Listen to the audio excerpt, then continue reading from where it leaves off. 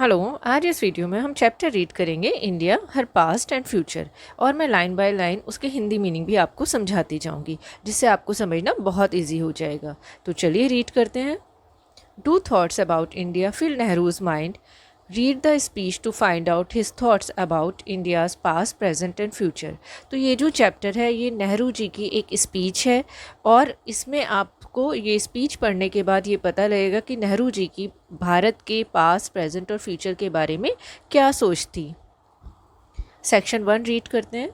To endeavor to understand and describe the India of today would be the task of a brave man।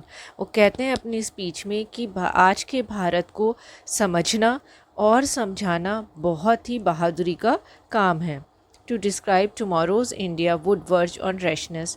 वो आगे कहते हैं कि जो कल का भारत है, जो आने वाले वक्त का भारत है, वो भी बहुत ज़्यादा हैसनेस और बहुत ज़्यादा हड़बड़ी में है। What is India? That is a question which has come back again and again to my mind। वो कहते हैं कि भारत है क्या, ये एक सवाल बार बार मेरे दिमाग में आता है। The early beginnings of our history filled me with wonder। और जो बिल्कुल शुरुआत का इतिहास है भारत का, वो मुझे आश्चर्य से भर देता है। It was the past of a virile and vigorous race with a questioning spirit। वो जो इतिहास है वो बहुत ही ज़्यादा एनर्जेटिक, ऊर्जावान और शक्तिशाली जाति का इतिहास है, जिनमें एक भावना थी सवाल पूछने की। And an urge for free inquiry, and even in its earliest known period giving evidence of a mature and tolerant civilization। साथ ही वो कहते हैं कि वो बहुत ज़्यादा जिज्ञासु थे उस वक्त के लोग भारत के, और ऐसे भी सबूत मिले हैं कि तब भारत में जो सिविलाइजेशन थी, जो भारतीय सभ्यता थी, वो बहुत मैच्योर थे तब के लोग, और बहुत ज़्यादा सहनशील थे। Accepting life and it's joys and burdens. वो ज़िंदगी की खुशियों को और बर्डन्स, दुखों को स्वीकार करते थे। It was ever searching for the ultimate and the universal. और साथ ही वो एक अल्टीमेट की, एक ब्रह्मांड की खोज में रहते थे। ग्रेजुअली डिट्रियोरेशन सेट इन। लेकिन धीरे धीरे जो गिरावट है सोच में, वो आनी शुरू हो गई। Thought lost its freshness and became stale. जो सोच थी उन्होंने अपनी ताजगी खो दी और वो बासी हो गए, मतलब वो सोच जो है वो पुरानी हो गई। And the vitality and exuberance of youth gave place to crabbed age. और जो एक वाइटलिटी थी, एक शक्ति थी, और जो जोश था, एक्जुबरेंस था, और यूथ में, जो यंग जनरेशन में, एक यंग पीढ़ी में, उसकी जगह क्रैब्ड एज ने ले ली। वो उनके चिड़चिड़ेपन ने और बैड टेम्पर ने ले ली।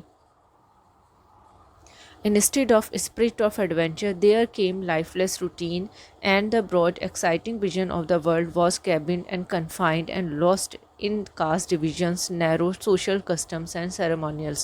साथ ही वो कहते हैं जो एक भावना थी एडवेंचर की, उसकी जगह एक बेजान रूटीन ने ले ली, और जो एक ब्रॉड, एक खुले विचार हुआ करते थे दुनिया के लिए, उसकी जगह अब बिल्कुल सीमित और संकीर्ण विचारों ने ले लिया। जो कि कास्ट, वो कहीं ना कहीं वो विचार खो गए जाति के विभाजन में, और संकीर्ण सामाजिक जो रीति रिवाज हैं उनमें वो विचार, खुले विचार जो थे वो कहीं खो गए। Even so, India was vital enough to absorb the mass of people that flowed into her mighty ocean of humanity। साथ ही वो कहते हैं लेकिन तब भी भारत इतना सबल है, इतना सामर्थ्य है, ताकत है भारत में, कि वो बहुत लोगों को अपने मानवता के समुद्र में एब्जॉर्व कर सकता है, समा सकता है। And she never quite forgot the thoughts that had stirred in the days of her youthful vigor। साथ ही वो भारत जो है वो कभी नहीं भूलता है जो उसकी शुरुआत में जो शक्ति थी उसके अंदर, उसको भी वो याद रखता है। Subsequently, India was powerfully influenced by the coming of Islam and Muslim invasions। लेकिन फिर उसके बाद भारत जो है वो बहुत ज़्यादा प्रभावित हुआ इस्लाम के आने से और मुस्लिम आक्रमणों से। Western colonial powers followed. और उसके बाद जो पश्चिमी जो उपनिवेशवाद आया, उससे भी भारत पे प्रभाव पड़ा। Bringing a new type of domination and a new colonialism, and at the same time the impact of fresh ideas and the industrial civilisation that was growing up in Europe. और जैसे जैसे पश्चिमी देश आ रहे थे, उनके लोग आ रहे थे, तो उसके साथ ही एक नया आधिपत्य आया, और साथ ही उपनिवेशवाद आया। जो ब्रिटेन था उसने भारत को अपना एक उपनिवेश बना लिया था, ग़ुलाम बना लिया था, लेकिन उसके साथ ही कुछ फ्रेश आइडियाज़ भी आए वो कहते हैं। और जो औद्योगिक सभ्यता यूरोप में ग्रो कर रही थी, बढ़ रही थी औद्योगिक क्रांति के बाद, उसका भी असर भारत पर पड़ा। This period culminated after a long struggle in independence and now we face the future with all its burden of the past upon us। वो कहते हैं कि हम ये जो पीरियड था वो बिल्कुल अपने चरम पे, अपनी बिल्कुल पीक पे पहुंच गया था बहुत लंबे संघर्ष के बाद। और फिर हमें इंडिपेंडेंस मिली, आज़ादी मिली, और उसके बाद अब हमारे सामने फ्यूचर है, भविष्य है, और साथ ही जो इतिहास है उसका बोझ भी हमारे ऊपर है। And the confused dreams and straining of the future that we seek to build। और बहुत ज़्यादा उलझे हुए सपने हैं हमारे सामने, और हमें एक फ्यूचर को देखना है, भविष्य को देखना है, उसको बनाना है, एक अच्छे भविष्य की खोज करनी है। अब सेक्शन 2 रीड करते हैं। In the tumult and confusion of our time, we stand facing both ways, forward to the future and backward to the past। वो कहते हैं हम बहुत ज़्यादा द्वंद्व में हैं, बहुत टकराव की स्थिति में हैं, कंफ्यूज हैं, उलझे हुए हैं, और हम भविष्य और पास्ट जो है हमारा दोनों तरफ फेस करके खड़े हुए हैं, और वो दोनों ही हमें अपनी दिशा में खींच रहे हैं। How can we resolve this conflict and evolve a structure for living which fulfills our material needs and at the same time sustains our mind and spirit?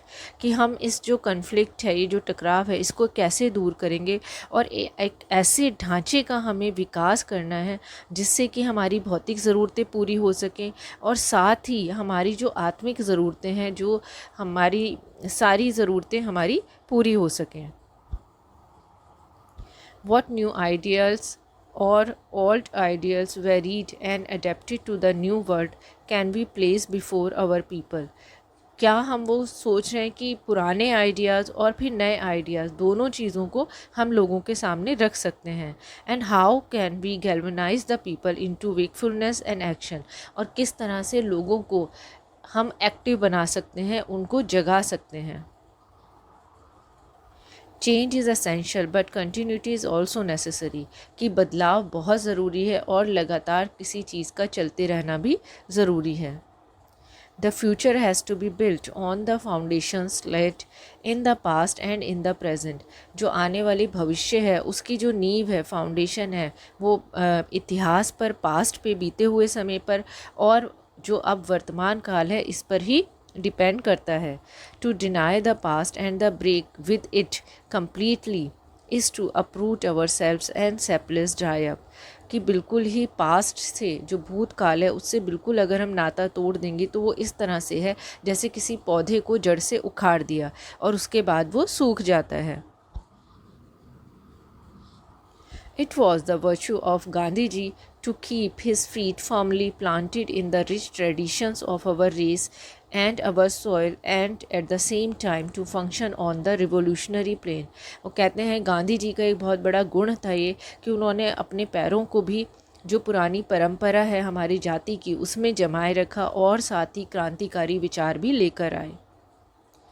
Above all, he laid stress on truth and peaceful means। और सबसे बढ़कर उन्होंने ऐसे साधनों पर जोर दिया जो सच्चाई और शांति के ऊपर थे। Thus, he built on old foundations and at the same time oriented the structure towards the future। और इसी तरह से उन्होंने पुरानी नींव के साथ ही नए भविष्य का एक ढांचा तैयार किया। Living is a continual adjustment to changing conditions. और ज़िंदा रहना ही लगातार जो बदलाव हैं उनसे समझौता करने का नाम है। The rapidity of technological change in the last half century has made the necessity of social change greater than ever. वो कहते हैं कि जितनी तेज़ी से पिछले 50 सालों में तकनीकी बदलाव आए हैं, उन्होंने सामाजिक तौर पे बदलावों को भी बहुत ज़रूरी कर दिया है। And there is a continual maladjustment. The advance of science and technology makes it definitely possible to solve most of the economic problems of the world, कि वो कह रहे हैं जितने नई साइंस ने और तकनीक ने तरक्की की है उससे जो ज़्यादातर पूरे दुनिया की जितनी भी इकोनॉमिक प्रॉब्लम है वो सब सॉल्व करना, हल करना संभव हो पाया है। And in particular to provide the primary necessities of life to everyone all over the world। और इसी की वजह से ये जो साइंस और तकनीकी की तरक्की की वजह से ही पूरी दुनिया में हम लोगों की जो मुख्य ज़रूरतें हैं उनको पूरा कर पाए हैं, उनको पूरा करना संभव हो पाया है। The methods adopted will have to depend upon the background and cultural development of a country or a community। और जो भी हम मेथड अपनाएं वो कहीं ना कहीं किसी भी देश के, किसी भी समाज के जो सांस्कृतिक उसका बैकग्राउंड है उस पर डिपेंड करता है, उस पर निर्भर करता है। सेक्शन 3 रीड करते हैं। India today presents a very mixed picture of hope and anguish, of remarkable advances and at the same time of inertia।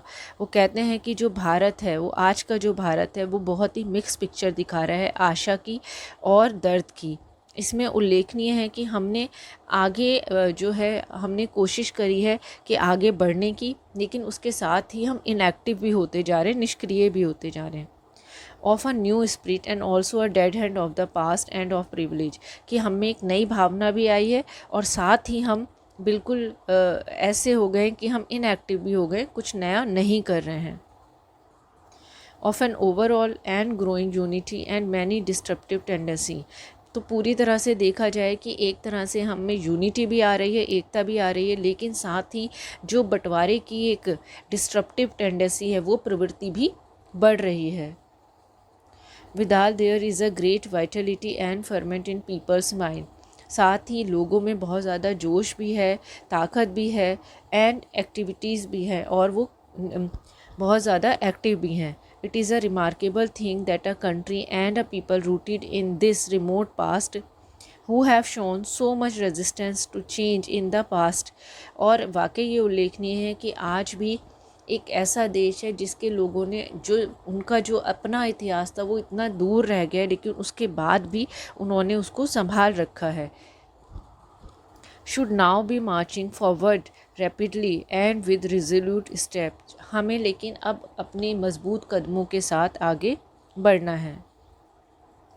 What will emerge from the labor and the tumors of the present generation, आज की जो पीढ़ी है उसकी मेहनत और उसका जो द्वंद्व है, टकराव है, उससे क्या निकल के सामने आएगा।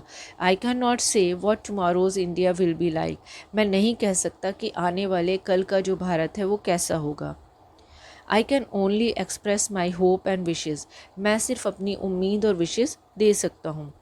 आई want India to advance on the material plane, मैं चाहता हूँ कि भौतिक रूप से भी जो भारत है वो आगे बढ़े, विकास करे। To fulfill her 5-year plans to raise the standard of living of her vast population। Nehru ji आगे कहते हैं कि मैं चाहता हूँ कि ये जो 5 वर्षीय योजना है इसको पूरा किया जाए और जो भारत की इतनी बड़ी जनसंख्या है उसका जो जीवन स्तर है उसको ऊपर उठाया जाए। I want the narrow conflicts of today in the name of religion or caste, language or province to cease। और वो ये भी चाहते हैं कि जितने संकीर्ण ये कन्फ्लिक्ट हो रहे हैं, टकराव हो रहे हैं धर्म के आधार पे, जाति के आधार पे, भाषा के आधार पे, ये सब बंद हो जाने चाहिए। And a classless and casteless society to be built up where every individual has full opportunity to grow according to his worth and ability। वो चाहते हैं कि बिल्कुल ऐसे एक समाज बने जहाँ कोई कास्ट के आधार पे या क्लास के आधार पे कोई बंटवारा ना हो और हर इंडिविजुअल को, हर व्यक्ति को पूरा मौका मिले, अपॉर्चुनिटी मौका मिले बढ़ने का उसकी योग्यता के अनुसार।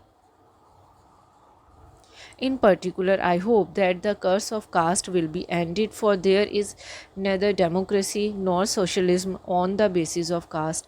वो कहते हैं मैं उम्मीद करता हूँ कि ये जो कास्ट का एक बुराई है वो बिल्कुल ख़त्म हो जाए हमारे समाज से, क्योंकि ना तो लोकतंत्र और ना ही समाजवाद कास्ट के आधार पे हो सकता है। ये एक स्पीच थी पंडित जवाहरलाल नेहरू की। आई होप आपको चैप्टर समझ में आया होगा, तो इसको लाइक ज़रूर करिए और चैनल सब्सक्राइब नहीं किया तो ज़रूर कर लीजिए।